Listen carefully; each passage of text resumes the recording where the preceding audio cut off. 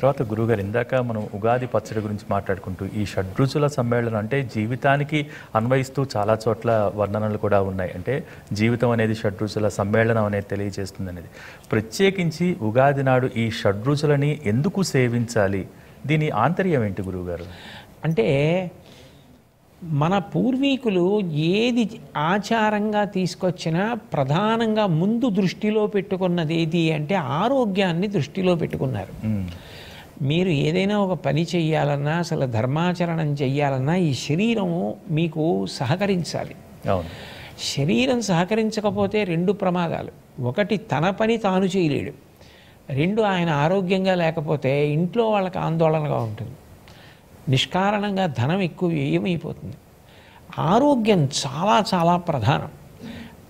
ఏ కాలమునందు ఏ రకమైన రోగములు పొటమరించే అవకాశం ఉంటుందో అటువంటి రోగములను నివారించడానికి వీలైన వాటిని ప్రకృతిలో అప్పుడు వచ్చే వాటిని పసిగట్టి వాడేటట్టుగా చేసి రోగనిరోధక శక్తిని పెంచడం సనాతన ధర్మంలో అంతర్లీనమైనటువంటి ప్రక్రియ.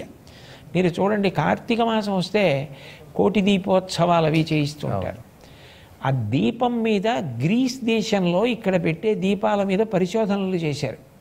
ఎందుకని అంటే దీపాలు వెలిగిస్తే క్రిమికీటకాదులు ఆకర్షింపబడి చనిపోతాయి. ఎన్ని కీటకాలు మరణిస్తే అన్ని వ్యాధులు తగ్గిపోతాయి. అప్పుడు పంటలు కోతలు కోస్తారు, ఆ క్రిములన్నీ వచ్చేస్తాయి. అందుకని దీపాలు పెట్టి వాటిని నివారిస్తారు. వర్ష ఋతువు వచ్చినప్పుడు నీరంతా కలుషితం అయిపోతుంది. వినాయకుడికి పత్రితో పూజ చేయించి ఆ నీళ్లలో కలిపిస్తారు, అప్పుడు నీరు శుద్ధవుతుంది. అలాగే ఈ చైత్రమాసం వచ్చినప్పుడు దేవీ భాగవతంలో ఒక మాట చెప్తారు, ద్వావృతు యమదం స్ట్రాఖ్యే నూనం సర్వజనీషు వైహి అని. యమధర్మరాజు గారి యొక్క ఒక కోర ఆశ్వీజమాసంలో ప్రథమ తిథి నాడు బయటికి వస్తుంది. రెండవ కోర ఈ చైత్రమాసంలో పాడ్యమి నాడు బయటికి వస్తుంది. అంటే జనక్షయం అయ్యే అవకాశం ఉంటుంది. అంటువ్యాధులు చాలా ఎక్కువగా ఉంటాయి. అటువంటి వ్యాధుల బారిన పడకుండా ఉండాలి అంటే, రోగనిరోధక శక్తి పెరగాలి అంటే ప్రకృతి స్వరూపంలో పరదేవతయే దాన్ని ఆ సమయంలో అనుగ్రహిస్తుంది. చూడండి, కార్తీక మాసంలో పెద్ద ఉసిరికాయ ఎక్కువ వస్తుంది. ఉసిరికాయ తప్పకుండా తింటారు. అట్లాగే ఈ చైత్రమాసం వచ్చేటప్పటికి వేప చెట్టు పువ్వు పూస్తుంది. వేప పువ్వు చాలా గొప్ప ఉపకారం చేస్తుంది. ఎందుకనంటే ఈ సమయంలో పిల్లలకి అంటువ్యాధులు చాలా ఎక్కువగా వస్తాయి. ఈ చైత్రమాసంలో కంటి కలకలని, చర్మ సంబంధమైన వ్యాధులు ఇవన్నీ చాలా ఎక్కువ. వాటికి నివారణ కొరకు వేప పువ్వు తినిపిస్తారు.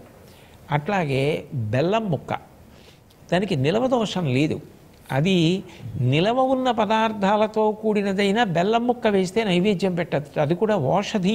అందుకే జీలకర్ర బెల్లం కలిపి కదు నూరి తల మీద పెట్టిస్తారు. అందుకని వేప పువ్వు, బెల్లం, అరటిపండు, నెయ్యి, ఆవు నెయ్యి ఎప్పుడూ కూడా ఆయుర్వృద్ధికి కారణమవుతుంది. ఏ ఏ పదార్థములను కలిపి తినాలి అన్నది కూడా ఋషులు చెప్పారు. యద్వర్షాదౌ నింబసుమం శర్కర గుడాంల ఘృతైర్యుతం భక్షితం పూర్వయామేస్య తద్వర్షం సౌఖ్యదాయకం అని.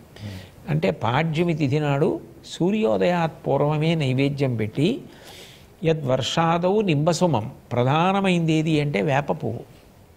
వేప పువ్వుకి నింబసుమం గుడాంల ఘృతైర్యుతం, గుడము అంటే బెల్లం, ఆమ్లము అంటే చింతపండు, చింతపండు రసం, అది జీర్ణశక్తిని పెంచుతుంది. అందుకే మన వాళ్ళు ఎక్కువగా పులిహోర నైవేద్యం పెట్టడం అన్నది చాలా ఎక్కువ. ఎందుకనంటే ఒక్కొక్క చోట ఒక్కొక్క నదీ జలములు తాగిన వాళ్ళకి ఒక్కొక్క రకమైన జీర్ణశక్తి పెరగాలి. మీరు గంగా నది నీళ్లు తాగేవాళ్ళు మధుర పదార్థాలు ఎక్కువ తింటారు, పాల పదార్థాలు ఎక్కువ తింటారు. మీరు గమనించండి, గోదావరి నది నీళ్లు తాగేవాళ్ళు ఊరగాయలు ఎక్కువ తింటారు, వేడి చేసే పదార్థాలు ఎక్కువ తింటారు. మీరు అట్లాగే ఒరిస్సా వైపు మహానదీ ప్రాంతం వైపుకు వెళ్ళండి, నిమ్ముకుంటుంది. వాళ్ళు ఆవ సంబంధమైన పదార్థాలు తింటారు, ఎక్కువ స్నానం చేస్తారు. అట్లాగే మన వైపు ఈ వేప పువ్వు, ఈ చింతపండు అన్నది జీర్ణశక్తిని పెంచుతుంది అని. కాబట్టి వీటిని కలిపి నెయ్యి తనంత తానుగా ఆయుక్కారకం. ఆశీర్వచనంలో కూడా ఘృతం పిబేత్ అని ఆశీర్వచనం. వీటిని కలిపి ఏది కూడా ఈశ్వర కృప కలవకపోతే భౌతిక పదార్థంగా మన ఉపాసనలో అంతే కదా, దాన్ని అంగీకరించరు. ఇది ఇచ్చినవాడు ఈశ్వరుడు, లోపలికి వెళ్ళిన తర్వాత ఓషధిగా పనిచేయించేవాడు ఈశ్వరుడు, ఆరోగ్యాన్ని ఇచ్చేవాడు ఈశ్వరుడు. అందుకని ఆయనకి నైవేద్యం పెడితే ప్రసాదమైంది. నైవేద్యం పెట్టకపోతే అమాంతం ఎత్తి నోట్లో పోసుకుంటాడు. నైవేద్యం పెడితే కళ్ళకద్దుకుని నోట్లో వేసుకుంటాడు. అంటే ఈశ్వర కృప దీని ద్వారా నా యందు ప్రసరించి నాకు ఏ అనారోగ్యం లేకుండా శరీరం నిలబడాలి. తద్భంగకరమైనటువంటి సూక్ష్మాంగజీవులు లోపలికి ప్రవేశించకుండా వాటిని నిరోధించడానికి ఇవి తినిపిస్తారు మీకు. అందుకే చాంద్రమానంలో ఒక్కొక్క నెలలో ఒక్కొక్కటి తినిపించడం, గ్రామదేవతలకి నైవేద్యాలు పెట్టిస్తూ ఉండడం. ఈ నెలలో పొన్నగంటి కూర తినండి అని ఆషాఢమాసంలో పొన్నగంటి కూర, మునగాకు పప్పు. ఏ నెలలో ఏవి తింటే ఆరోగ్యం నిలబడుతుందో దాన్ని ఆచారము చేస్తారు. ఆచారము అంటే ఆచరింపబడినది. అది పుస్తకంలో ఉంటే ఆరోగ్యం ఎలా అవుతుంది? మనం దాన్ని తింటే ఆరోగ్యం అవుతుంది.